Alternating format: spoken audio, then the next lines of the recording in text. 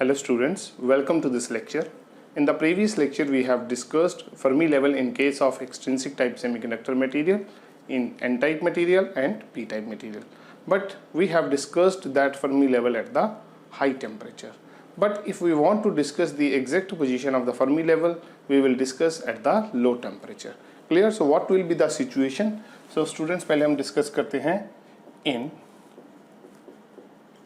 N-type material.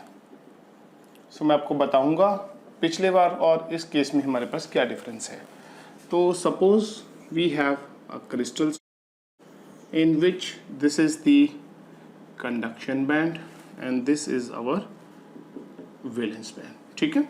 So this is the lowest level of the conduction band which is represented by EC and in case of N type material हमने already बच्चों कितने lectures में पढ़ लिया कि जो extra electrons होते हैं वो they will occupy an energy level just below the conduction band. So this is the energy level formed by the donor atoms means by the extra electrons. This is called as the donor energy level which is ED. This is donor energy level. और इतना तो हमें पता है students that Fermi level is above ED and it is below the EC. ठीक है. So now we will discuss its exact form. Last time हमने इसकी जो कॉन्सेंट्रेशन है कितनी सपोज की थी ND, और हमने ये सपोज किया था at high temperature all the ND atoms means all the ND electrons will get the thermal energy and jump into the conduction band. Therefore हमने उस टाइम कंडीशन ली थी at high temperature NE is simply equal to ND. ठीक है. Suppose हमारे पास यहाँ पे students 10 electrons हैं और अगर टेम्परेचर हाई होगा तो all the 10 electrons will jump into the conduction band. But अगर बात करें at the low temperature, at low temperature if temperature is low then few electrons from ED level will jump into the conduction band. इसका मतलब क्या हुआ बच्चों? अगर हमारा टेम्परेचर कम है तो इन ND इलेक्ट्रॉन्स में से कुछ इलेक्ट्रॉन्स उनकी प्रोबेबिलिटी है कि वो ऊपर जाके कंडक्शन बैंड में चले जाएंगे. मतलब इसका मतलब ये हुआ अब जो हमारी NE है concentration of the electrons in the conduction band this is not equal to ND.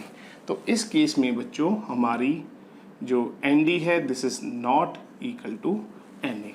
तो इस केस में हमारी NE कितनी होगी? अगर स्टूडेंट्स हम एक चीज डिफाइन करें यहाँ पे, सपोज दैट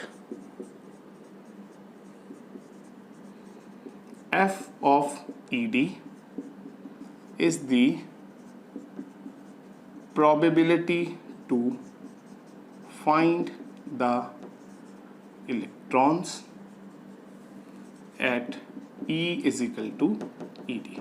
हमने FD बच्चों ऑलरेडी डिफाइन किया हुआ है. This is what this is Fermi Dirac probability distribution function. Distribution function. और FD हमें क्या बताता है? अगर हम किसी एनर्जी वैल्यू के ऊपर FD की वैल्यू चेक करते हैं तो वो हमें क्या बताता है? वो हमें प्रोबेबिलिटी बताता है for the electrons in to exist at that particular level. मतलब अगर हम F of ED कैलकुलेट कर रहे हैं तो इसका मतलब ये हुआ हमें ये बताएगा कि E is equal to ED level के ऊपर कितनी प्रोबेबिलिटी है कि इलेक्ट्रॉन्स वहाँ पे एग्जिस्ट करें. अगर F of ED की वैल्यू 1 है मतलब 100% इलेक्ट्रॉन्स वहाँ पे हैं तो कोई इलेक्ट्रॉन हमारा कंडक्शन बैंड में नहीं होगा. अगर F of ED 0 है तो हमारा कोई electron E is equal to ED पे नहीं है मतलब डोनर एनर्जी लेवल के ऊपर नहीं है तो सारे इलेक्ट्रॉन्स हमारे कंडक्शन बैंड में हैं. बट अगर हमारा टेम्परेचर कम है तो हमारी F of ED की वैल्यू कुछ ना कुछ आएगी.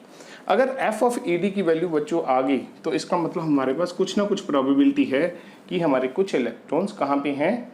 At the donor energy level. और अगर हम कैलकुलेट करना चाहें number of electrons shifted into the conduction band, तो सपोज मैं एग्जांपल देता हूं, हमारे पास यहाँ पे 10 इलेक्ट्रॉन्स पर मीटर क्यूब है, ठीक है। इनमें से 3 इलेक्ट्रॉन्स पर मीटर क्यूब ऊपर चले गए, तो इसका मतलब ये हुआ नीचे कितने रह गए, this is 7 electrons per metre cube. ND हमारा कितना है बच्चों, 10 इलेक्ट्रॉन्स पर मीटर क्यूब, ठीक है। एनडी हमारा 10 इलेक्ट्रॉन्स पर मीटर क्यूब है, उनमें से जो 3 इलेक्ट्रॉन्स पर मीटर क्यूब ऊपर चले गए और नीचे कितने बचे, 7 electrons per metre cube. Basically students हमारा एनडी क्या है, नंबर ऑफ एटम्स। मैं लिख देता हूँ, ND is what, 10 atoms per metre cube.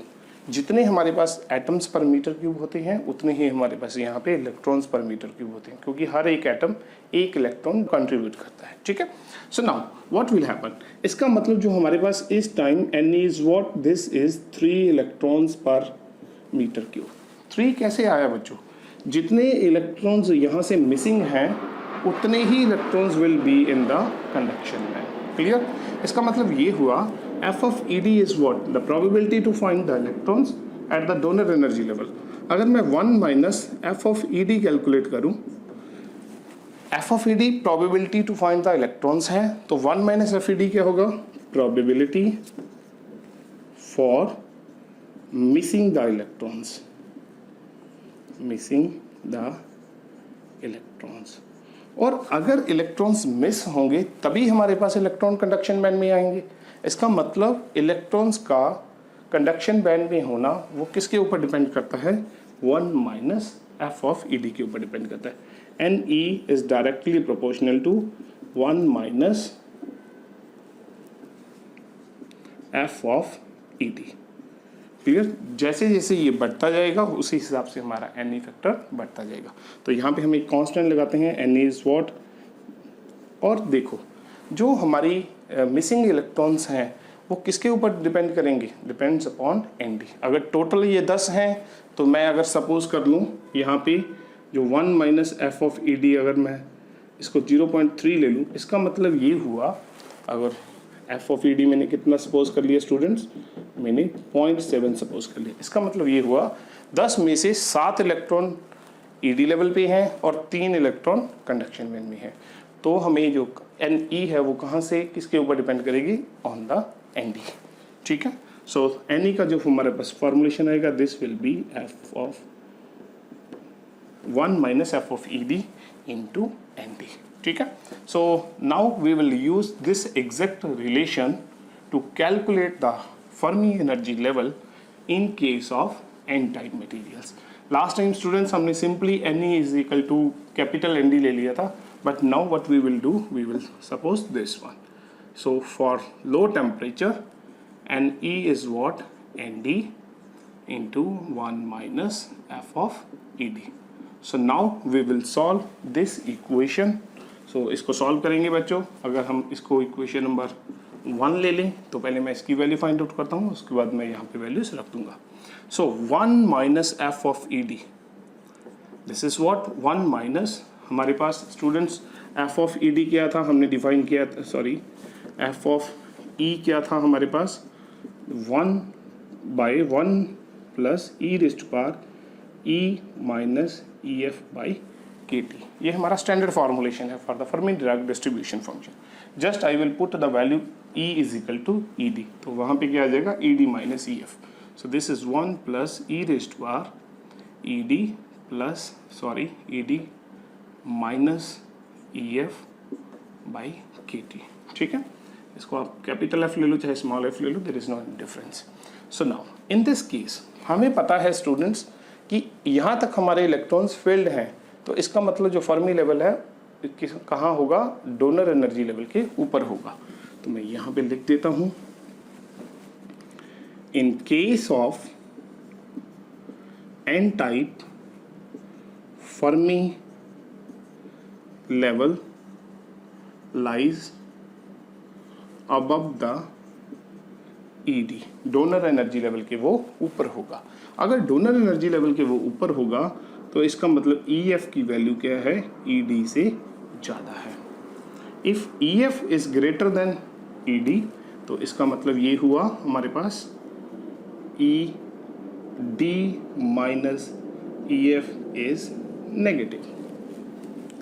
ED की वैल्यू कम है किसके मुकाबले, EF के मुकाबले, इसका मतलब ED माइनस EF क्या होगा बच्चों, नेगेटिव होगा। ठीक है। And also temperature is very small, और K की वैल्यू क्या है 1.38 into 10⁻⁻23, this is very small. और नीचे KT, ये भी स्मॉल, ये भी स्मॉल, तो ये सारा फैक्टर क्या होगा बच्चों, बहुत लार्ज होगा। नीचे छोटी रकम है तो ऊपर जाके वो बड़ी रकम बन जाएगी। बट ED माइनस EF क्या है हमारा, negative, so ED minus EF by KT is very large and negative. ये चीज़ मैंने एक बार पहले भी बताई थी। ई रेज टू पावर अगर पॉजिटिव एंड वेरी लार्ज हो तो वो बहुत ज़्यादा बड़ी रकम बन जाएगी। ठीक है। अगर वो नेगेटिव एंड वेरी लार्ज हो तो ये टर्म जो ई रेज टू पावर है बहुत छोटी बन जाएगी। तो इसका मतलब ये हुआ ये सारा एक्सपोनेंशियल फैक्टर बहुत स्मॉल है। So if this is very large, so E raise to power ED minus EF by KT is very small. If this term is very small, तो स्टूडेंट्स मैं क्या कर सकता हूँ, इस टर्म को ऊपर ले जाऊंगा। सो ये बनेगा 1 minus 1 plus E raise to power ED minus EF by KT raise to power -1। ठीक है। तो अब इस चीज़ को हम सॉल्व करेंगे, देखते हैं क्या बनता है। So this is 1 minus F of ED which is equal to 1 minus. Now this term is very small and we know that one property, binomial theorem. So 1 plus x raised to power n which is equal to 1 plus nx if x is very small. अगर हमारा x बहुत small है तो ये हमारी value है 1 plus X raise to power N is simply equal to 1 plus N X, मतलब power अंदर मल्टीप्लाई होगी। तो इसी हिसाब से मैं ये वाली पावर अंदर मल्टीप्लाई कर दूंगा, तो बनेगा क्या, this will be 1 minus E raise to power ED minus EF by KT। So this is what, अगर मैं नेगेटिव खोल दूँ बच्चों 1 माइनस 1 और ये टर्म प्लस हो जाएगी। So this will get cancel, तो ये बनेगा E raise to power ED minus EF by KT। हमने 1 माइनस F ऑफ ED की वैल्यू फाइंड आउट कर ली, इतनी। Now we will put this value in equation number 1। Now put the value in equation 1। बनेगा क्या बच्चों, बनेगा हमारे पास NE इज व्हाट, ND, और इस चीज की वैल्यू हमारे पास है ये वाली E raise to power ED minus EF by KT। तो ये हमारी बच्चों 2 नंबर इक्वेशन आ गई। अब 2 नंबर इक्वेशन को हम सॉल्व करेंगे। हमें एक चीज़ और पता है students, so this is what, यहाँ पे है ED minus EF। Also we know that, हमें क्या पता है, NE यहाँ पे था NE is what, this is NC e raise to power EF minus EC by KT। So this is equation number 3। So from equation number 2 and equation number 3 left hand sides हमारी क्या है, equal. So now we can compare the right hand sides from equation 2 and 3 we have, so what we have NC e raised to power EF minus EC by KT which is equal to ND e raised to power ED minus EF by KT। ठीक है। तो हमारे पास एक ND term आई है students, एक NC term आई है और कुछ एक्सपोनेंशियल टर्म्स हैं। एक्सपोनेंशियल टर्म्स को एक साइड में ले जाएंगे, सो इसको मैं इधर ले आऊँगा और NC को दूसरी साइड में ले जाऊँगा। सो this is EF minus EC by KT, और ये वाली टर्म जब उधर जाएगी तो पावर नेगेटिव हो जाएगी। ठीक है। तो मैं लिखूँगा ई रेज टू पावर यहाँ पे डी पॉजिटिव है तो वो नेगेटिव बन जाएगा, और ई एफ नेगेटिव है वो पॉजिटिव बन जाएगा। E F minus E D by K T which is equal to N D by N C. Powers को क्लब कर देते हैं स्टूडेंट्स। सो बेस कॉमन है K T, so this is what K T E F दोनों positive हैं, two E F minus E C minus E D which is equal to N D by N C.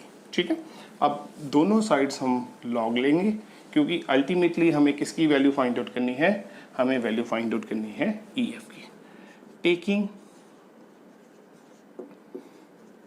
log on both the sides we get, so what we get, 2EF minus EC minus EV is equal to by KT, और ये power है बच्चों आगे आ जाएगी, साथ में आ जाएगा log of E हमें पता है that is equal to 1, तो साथ में आएगा log of ND by NC।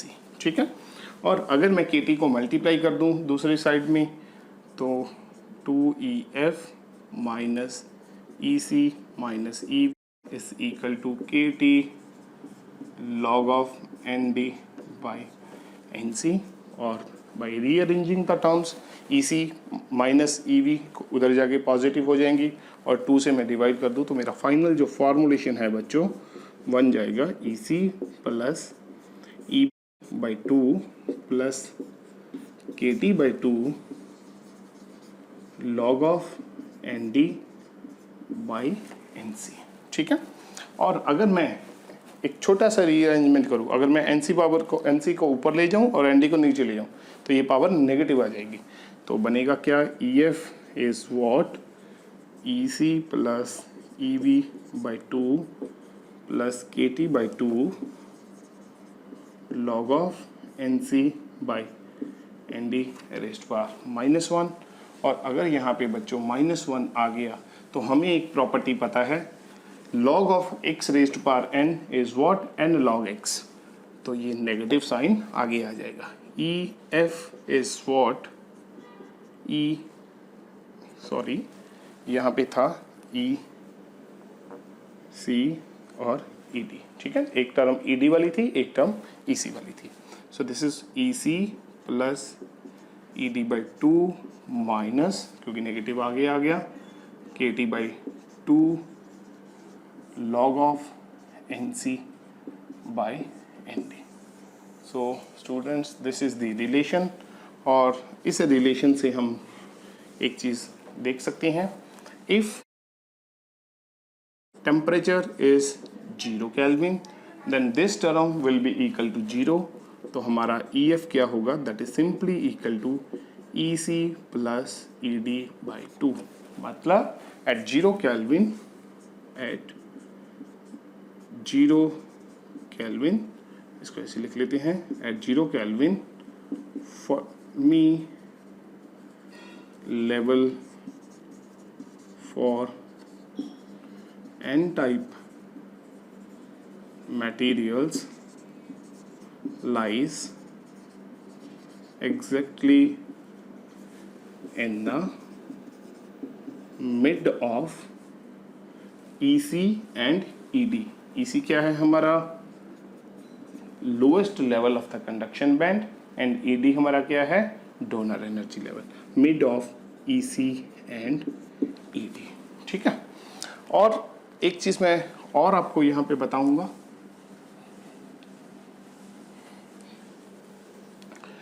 अगर मैं EF की वेरिएशन चेक करूं विद रिस्पेक्ट टू ND, तो मैं इस रिलेशन को बच्चों इस तरह से भी लिख सकता हूं, जो मैंने ऑलरेडी फॉर्म पहले यही फॉर्म बनाई थी, KT by 2 log of ND by NC। मैंने अगेन उसको रिवर्स कर दिया, नेगेटिव साइन ऊपर चला गया और ये रेसिप्रोकल होगी, so we have this formulation.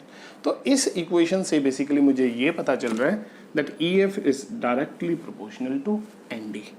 If ND concentration increases, मतलब हम ज़्यादा डोपिंग कर रहे हैं, ND is what, the concentration of the doping atoms, मतलब कौन से एटम्स, जो हमने 15 नंबर ग्रुप से डाले हैं। अगर उनकी कंसंट्रेशन हम बढ़ाएंगे तो ND/NC की रेशियो बढ़ेगी, लॉग ऑफ फैक्टर बढ़ेगा, ये सारा फैक्टर बढ़ेगा, और जो हमारा EC प्लस ED/2 है, this is what EC plus ED/2 exactly in the mid of EC and ED, this is what EC plus ED/2, और इसमें एक टर्म ऐड होती जाएगी, और जैसे जैसे ND बढ़ता जाएगा ये फैक्टर बढ़ता जाएगा, मतलब जो हमारा फर्मी लेवल है वो ऊपर की तरफ शिफ्ट होगा। If ND increases EF shifts toward EC, मतलब जो हमारा फर्मी लेवल है वो EC की तरफ जाए। At a particular temperature EC, जो हमारा EF है, विल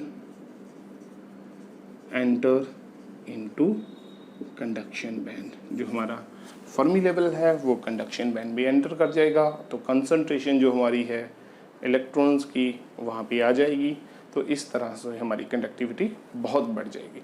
मतलब जितनी हम ज़्यादा डोपिंग करते जाएंगे उतना ही हमारे पास डोपिंग करने से कंसंट्रेशन बढ़ती जाएगी, पार्टिकल्स की कंसंट्रेशन बढ़ने से जो हमारा फर्मी लेवल है वो EC मतलब को क्रॉस कर जाएगा, मतलब कंडक्शन बैंड में शिफ्ट हो जाएगा और कंडक्टिविटी उसकी ज़्यादा हो जाएगी।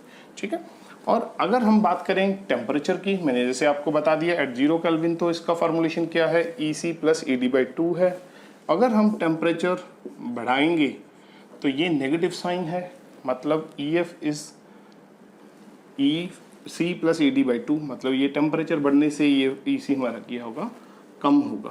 EF अगर हम EC प्लस ED/2 को ये वाला लेवल सपोज कर ले, तो जैसे टेम्परेचर बढ़ेगा ये वाला फैक्टर माइनस होएगा, तो EF हमारा नीचे की तरफ शिफ्ट करेगा, शिफ्ट डाउनवर्ड्स। ठीक है, अगर हमारा टेम्परेचर बहुत ज़्यादा बढ़ गया तो हमारे पास क्या होगा, पहले तो हमारे ये वाले सारे इलेक्ट्रॉन्स ऊपर चले जाएंगे, फिर हमारे electrons from the valence band वो भी कहाँ पे जाना स्टार्ट कर देंगे, इन द कंडक्शन बैंड।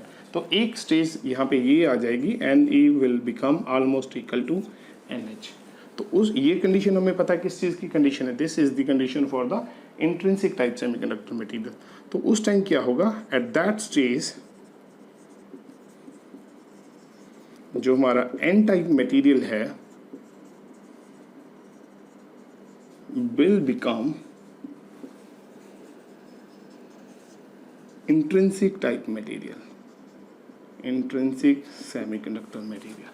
अगर वो हमारा N type material intrinsic semiconductor material की तरह बिहेव करना शुरू कर देगा तो उसकी कंडक्टिविटी क्या होगी, कम होगी। सो कंडक्टिविटी डिक्रीजेस, तो उससे हमारी जो कंडक्टिविटी है मटेरियल की, सैंपल की, वो क्या होगी, कम होगी। ठीक है, so this is very important relation. Also we will derive here one expression for the concentration of electrons in the conduction band in terms of this EC and ED. Clear? So now what is the meaning for this? We know that NE is what? This is NC e raised to power, this is EF minus EC by KT।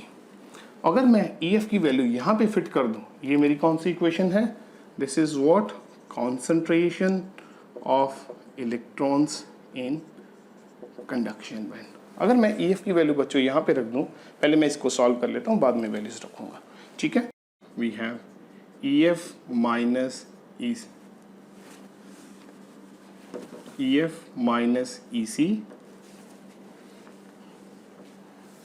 इसको मैं अलग से solve करता हूँ, EF minus EC which is equal to, EF की value हम यहाँ पे रख देंगे, EF हमारा क्या है बच्चों, EC/2 plus ED/2 minus KT/2 log of NC/ND, और साथ में क्या है हमारा, माइनस ऑफ EC।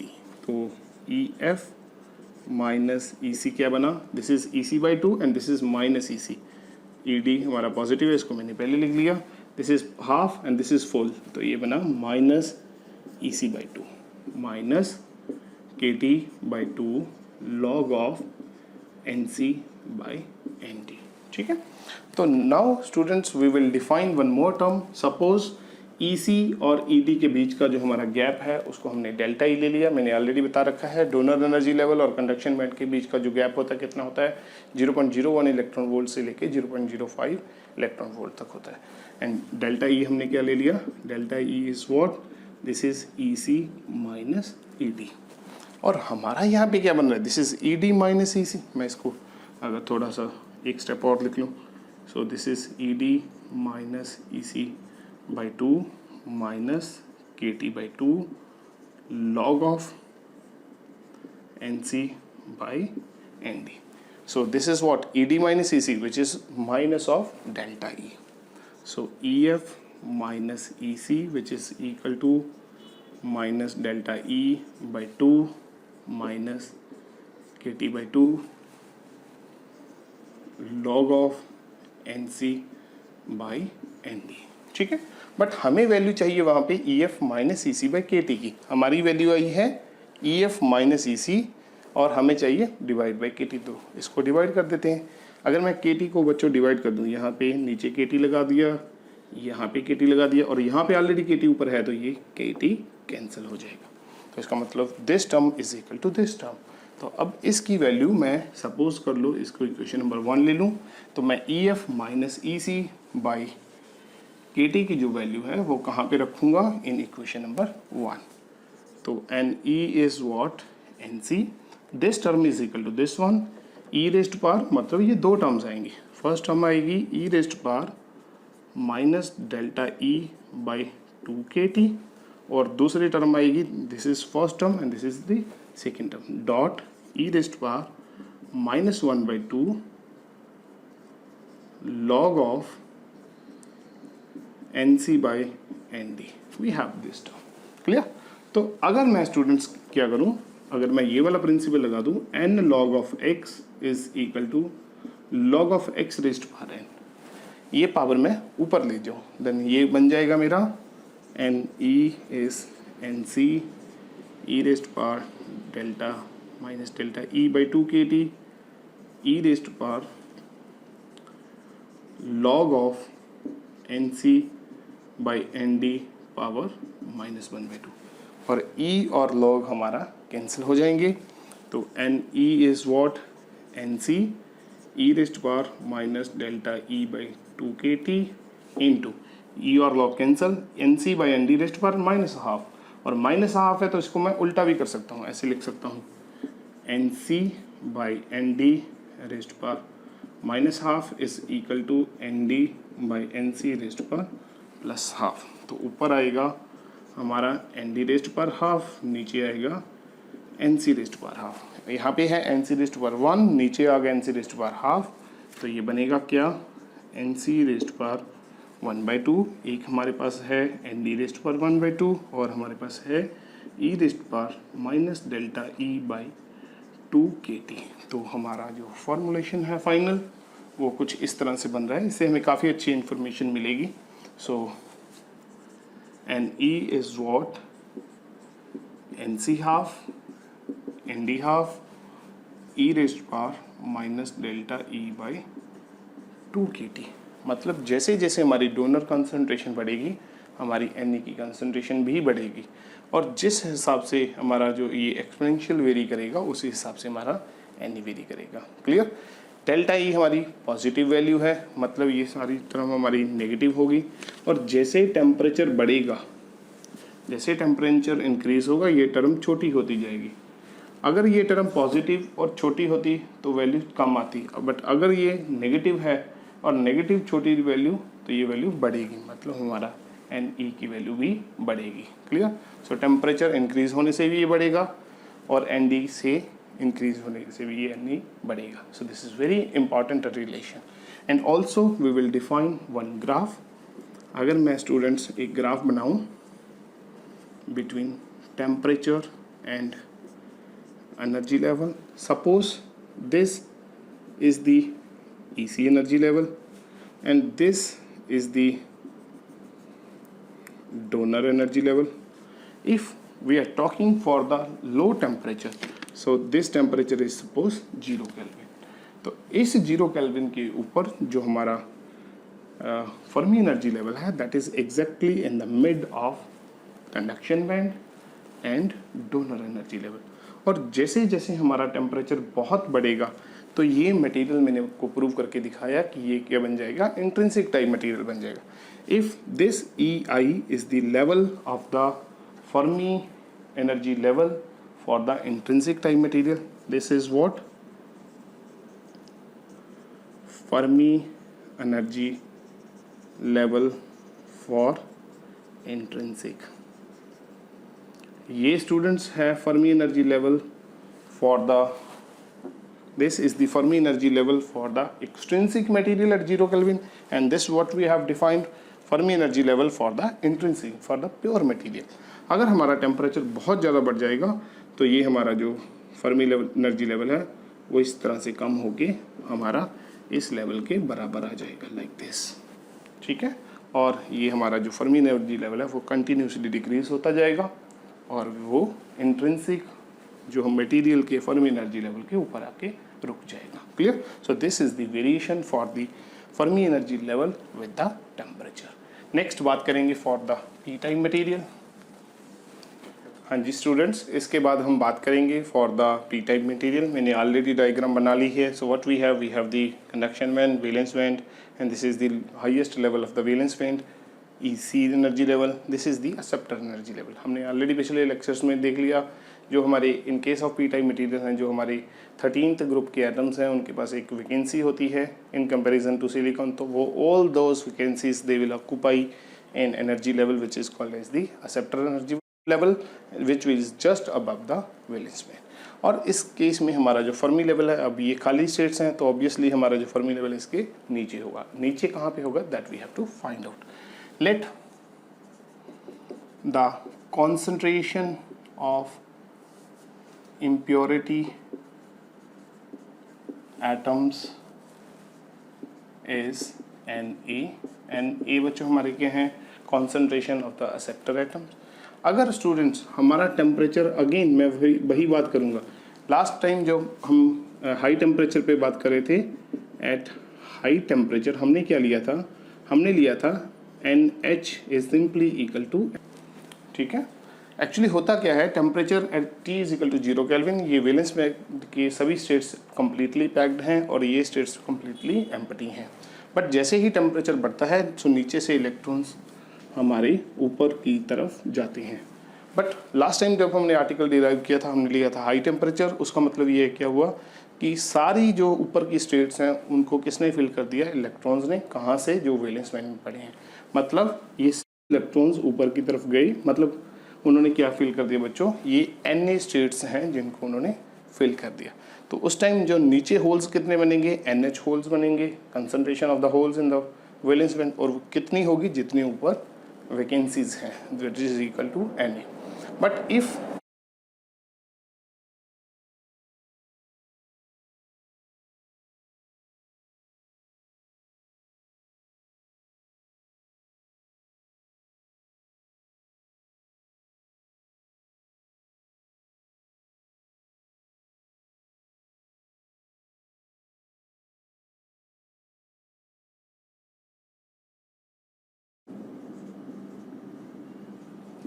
अगर बच्चों हम बात करें फॉर लो टेम्परेचर, ये सारी स्टेट्स जो ऊपर कितनी हैं हमने सपोज कर लिया E हैं, तो नीचे से सभी इलेक्ट्रॉन्स नहीं जाएंगे ता जो ये सभी स्टेट्स फिल हो सके। कुछ इलेक्ट्रॉन्स वैलेंस बैंड में से एनर्जी लेके ऊपर चले जाते हैं, तो EA में से कुछ जो स्टेट्स हैं वो फिल हो जाएंगी, कुछ स्टेट्स एम्प्टी रहेंगी। अगर कुछ स्टेट्स बच्चों हमारे पास एम्प्टी हैं, वो अगर ऊपर सपोज मैं एक एग्जांपल लेता हूँ, अगर सपोज यहाँ पे हमारे पास 10 स्टेट्स पर मीटर क्यूब है, अगर तो 10 इलेक्ट्रॉन नीचे से ऊपर चले जाएं तो सारी जो स्टेट्स हैं वो फिल हो जाएंगी। तो इसका मतलब क्या हुआ, जो नीचे वैकेंसीज भी कितनी आएंगी, 10 आएंगी। तो मतलब NH will be equal to 10 will be equal to Ne, ठीक है। But this is applicable for the high temperature. But अगर बात करें for the low temperature, low temperature पे सपोज कर लिया मैं हमने, यहाँ से 2 इलेक्ट्रॉन नीचे से ऊपर चले गए, तो हमारे पास नीचे होल्स कितने बन गए, now the holes in the valence band are how much 2, but हमारे पास एन ए की वैल्यू कितनी है, दैट इज इक्वल टू 10। तो इसका मतलब NH2 है और Na की वैल्यू कितनी है, 10 है। इसका मतलब अब ये चीज़ बराबर नहीं है। बराबर कब होगी, when the high temperature is there. तो अब इस केस में रिलेशन हमारा क्या होगा, that we have to discuss. अगर स्टूडेंट्स हम एक चीज़ फाइंड आउट करें, if we define f of E which is equal to Fermi-Dirac probability distribution function। f of E बच्चों क्या है, ये फर्मी-डिराक प्रोबेबिलिटी डिस्ट्रीब्यूशन फंक्शन है। ये हमें क्या बताता है, probability for the electrons to occupy EA energy level. इसका मतलब ये हुआ, अगर f ऑफ EA हमारा 1 है तो इसका मतलब ये सारी स्टेट्स हमारी फील्ड है। अगर सभी स्टेट्स फील्ड है तो स्टेट्स कितनी है, EA। तो नीचे हमारी NH, मतलब अगर EA स्टेट्स फील्ड है तो मतलब ऊपर कितने इलेक्ट्रॉन आ गए, EA इलेक्ट्रॉन आ गए। इसका मतलब नीचे होल्स कितने बन गए, EA होल्स बन गए। तो उसके टाइम हमारा NH किसके बराबर होगा, NA के बराबर होगा। अगर f ऑफ EA हमारा 0 है, मतलब EA 0, मतलब EA एनर्जी लेवल के ऊपर कोई इलेक्ट्रॉन नहीं आया। कोई इलेक्ट्रॉन नहीं आया मतलब नीचे कोई होल नहीं बना। तो उसका मतलब ये हुआ हमारा पास NH क्या है, 0 है। तो इसका मतलब जो हमारी कंसंट्रेशन ऑफ होल्स है यहाँ पे, वो किसके ऊपर डिपेंड करेगा कि EA एनर्जी स्टेट में से कोई स्टेट फील्ड है या नहीं फील्ड है। अगर f ऑफ EA कैलकुलेट करें तो इससे हमें पता चल जाएगा कि इलेक्ट्रॉन्स वहाँ पे हैं या नहीं है।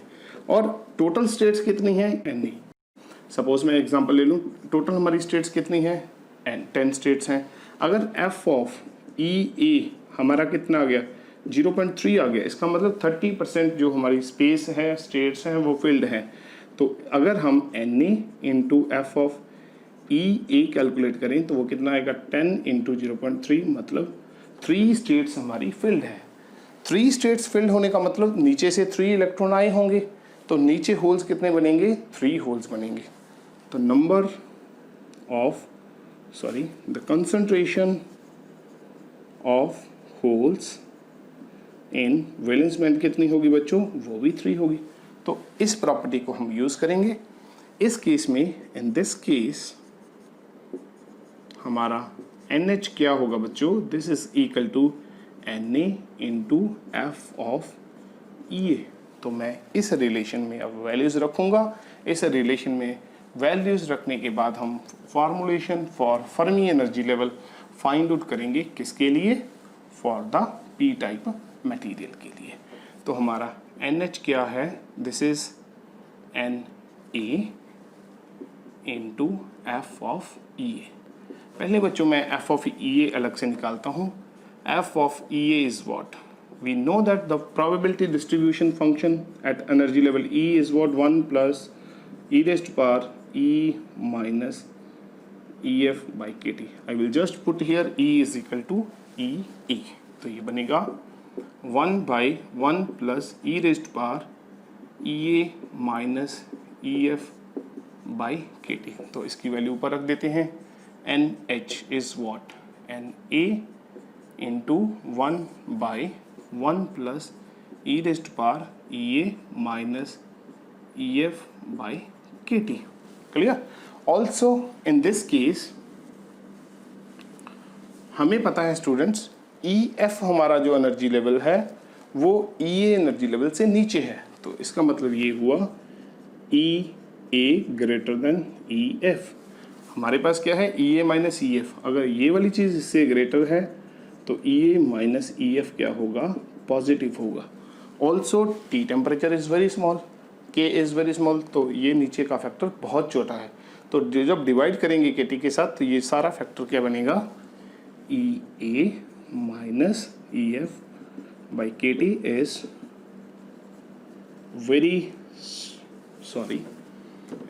वेरी लार्ज एंड पॉजिटिव, तो ये लार्ज एंड पॉजिटिव होगा। या अगर this term is very large तो उसकी एक्सपोनेंशियल पावर करेंगे तो वो और भी बढ़ जाएगी। If this term is very small तो हम 1 को इसके कंपैरिजन में नेग्लेक्ट कर सकते हैं। तो आप लिख सकते हो k is very small, t is very small and this term is positive, so this term is very large and positive, so e raised to power this term is also very large, so we can neglect 1 in comparison to exponential term। तो हमारे पास बनेगा क्या students, बनेगा ऊपर आएगा na, नीचे आएगा e raised to power ea minus ef by kt। ठीक है, तो अब हमारे पास NH क्या है, Na, अगर मैं इसको बच्चों ऊपर ले जाऊं तो ये बनेगा e raised to power minus of Ea minus Ef by Kt। Also हमारा NH किसके बराबर होता है, NH is equal to NV e raised to power EV minus EF by Kt। ये हमने ऑलरेडी पढ़ रखा है in case of intrinsic type semiconductor material. अगर इसको इक्वेशन नंबर 1, इसको इक्वेशन नंबर 2 दे दें तो हमारा क्या बनेगा बच्चों, equation number 1 and equation number 2 से, from equation 1 and equation 2 what we have left hand sides are equal, तो राइट हैंड साइड भी हमारी इक्वल हो जाएगी। तो NV is what, e raised to power EV minus EF by KT which is equal to Na e raised to power, अगर मैं negative से multiply कर दूँ तो ये बनेगा माइनस EA प्लस EF, तो बनेगा EF minus EA by KT। ठीक है, तो एक्सपोनेंशियल टर्म्स को अब अलग से सॉल्व करेंगे और जो हमारे पास NC और NA एंड NV वाली टर्म्स हैं उनको अलग से रखेंगे। ये टर्म हम उधर ले जाएंगे, इसको इधर ले जाते हैं। So NV by NA this is equal to e raised to power EF minus EA by KT into e raised to power, अब ये टर्म नीचे जाएगी, नीचे जाके ये नेगेटिव हो जाएगी, मतलब ये बनेगा minus of EV minus EF by KT। So NB by NA this is equal to e raised to power EF, और मैं इसको यहीं पे एडजस्ट कर देता हूँ, नेगेटिव को अंदर मल्टीप्लाई कर दूंगा तो ये बन जाएगा माइनस EV प्लस EF, और ई बेस सेम है बच्चों तो पावर्स को समेशन कर देंगे, उनका भी जो हमारा एलसीएम KT आएगा ऊपर बनेगा ये EF positive 2 EF minus EA minus EB। ठीक है, सो हमारे पास कुछ इस तरह का रिलेशन आ जाएगा। इसके बाद taking log on both the sides, इसके बाद तो बच्चों वही स्टेप्स हैं जो हमने पिछली बार किए थे। Taking log on both sides we get, यहाँ पे ये टर्म आगे आ जाएगी 2 EF minus EA minus EB by KT which is equal to log of MB by NA। ठीक है, तो अब KT को बच्चों मल्टीप्लाई कर देंगे ऊपर और EA एंड EB को राइट हैंड साइड एडजस्ट कर देंगे, पहले इसको मल्टीप्लाई कर दिया, so 2 EF minus EA minus EB is equal to KT log of NB by NA, और इन दोनों को उधर ले जाएंगे और 2 से डिवाइड कर दें। मैं सीधा लिख लेता हूँ, हमारा फाइनल जो आंसर आएगा this is EA plus EB by 2 plus KT by 2 log of NB by NA. So this is the exact relation for the Fermi energy level in case of p-type material. Fermi energy level in p-type semiconductors. Clear? If we talk about at T is equal to 0 Kelvin, ये सारा factor students cancel हो जाएगा। EF is what, EA plus EB by 2, मतलब जो हमारा Fermi energy level है वो EA and EB के एग्जैक्टली मिड में होगा। जैसे हमारा in case of N type material हमारा फर्मी लेवल EC और ED के एग्जैक्टली मिड में था, अब ये EA एंड EB के मिड में होगा, मतलब एक्सेप्टर एनर्जी लेवल और जो हमारा highest level of the valence band है उन दोनों के बीच में होगा। ठीक है, बट अगर बात करें इफ टेम्परेचर इंक्रीजेस, अगर टेम्परेचर इंक्रीज होगा तो ये पॉजिटिव फैक्टर है, इसके अंदर ऐड होता जाएगा, तो हमारा ई एफ शिफ्ट अपवर्ड्स, ये ऊपर की तरफ जाएगा। Clear? So this is very very important. In this case, we have observed that at t is equal to 0, that lies exactly in the mid of EA and EV, and in case of high temperature, ये हमारा EF ऊपर की तरफ shift करेगा। Clear बच्चों? अगर मैं ये प्योर मटेरियल की बात करूं, अगर मैं प्योर मटेरियल लेता तो ये EB है, ये EC है। This is what EF for pure silicon और जर्मेनियम। ठीक है, तो मैं एक चीज़ बताता हूँ, अगर मैं अगर हमारा टेम्परेचर 0 है तो ये फर्मी लेवल यहाँ पे है। अगर टेम्परेचर बढ़ता जाएगा, ये फर्मी लेवल इस तरह ऊपर की तरफ शिफ्ट होता जाएगा। कहाँ तक शिफ्ट होगा? वो अल्टीमेटली जो मटेरियल हमारा इंट्रिंसिक टाइप मटेरियल बन जाएगा, और जो हमारा EF लेवल है, it will come in the centre of EC and EV। Clear? So similarly you can also derive, जैसे हमने एन टाइप में डिराइव किया था Ne की कॉन्सेंट्रेशन, सिमिलरली आप NH की कॉन्सेंट्रेशन भी डिराइव कर सकते हो। उस केस में हमारी Ne की कॉन्सेंट्रेशन आई थी Nd रेस्ट पर 1/2, Nc रेस्ट पर 1/2, E रेस्ट पर minus delta E/2 kT। For P type material हमारा फॉर्मुलेशन एग्जैक्टली क्या बनेगा? दिस इज सिंपली Nd की बजाय यहाँ पे आ जाएगा Na रेस्ट पर 1/2, Nc की बजाय आ जाएगा Nv रेस्ट पर 1/2, साथ में आ जाएगा डेल्टा E/2 kT। यहाँ पे डेल्टा E हमारा क्या था इस केस में? इस केस में हमारा डेल्टा E था द डिफरेंस ऑफ द, यहाँ पे मैंने डेल्टा E क्या लिया था बच्चों? EC minus ED। इस केस में डेल्टा E बच्चों क्या होगा?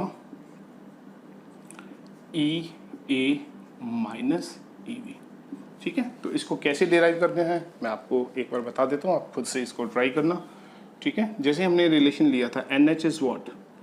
This is NV e raised power EV minus EF/kT, और हमने अभी EF की वैल्यू क्या फाइंड आउट की है? EF is what? EA plus EV/2 plus KT/2 log of हमारा क्या आया था? NV/NA। तो आप क्या करोगे? EV माइनस EF को सॉल्व करना, जैसे हमने पिछली बार सॉल्व किया था उसके बाद KT से डिवाइड करेंगे। चलो मैं आपको करके भी दिखा देता हूँ। EV माइनस EF हमारा क्या होगा? EV माइनस EF होगा EV minus EF is what?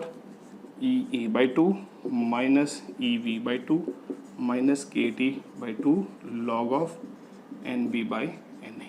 ठीक है, अब ये क्या बना? EV माइनस EV/2, ये बन जाएगा पॉजिटिव का EV/2, और EV माइनस EA हमारा क्या है? EA माइनस EV है डेल्टा E, तो ये बनेगा EV माइनस EA बनेगा माइनस डेल्टा E। तो नेक्स्ट स्टेप में लिखूँगा EV minus EF is minus delta E/2 minus KT/2 log of NV/NA, और हमें चाहिए डिवाइड बाई KT, तो KT से डिवाइड कर देते हैं। KT से डिवाइड कर दिया, यहाँ पे आ गया 2 KT, यहाँ पे KT कैंसिल हो गया। अब ये वैल्यूज़ को यहाँ पे रख देंगे। अगर वैल्यूज़ को बच्चों हम ऊपर रख दें, then what will happen? Then NH is what? NV e raised power this one minus delta E/2 KT into E raised power this one.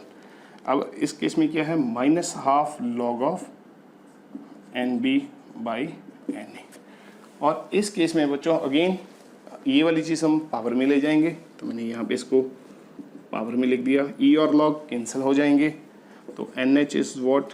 NV e raised power minus delta E/2 KT। अब E rest और log cancel हो गए, ये बना NV/NA rest power minus half, NV/NA rest power minus half. तो अगर मैं इसको थोड़ा सा रीअरेंज करूँ, दिस इज व्हाट?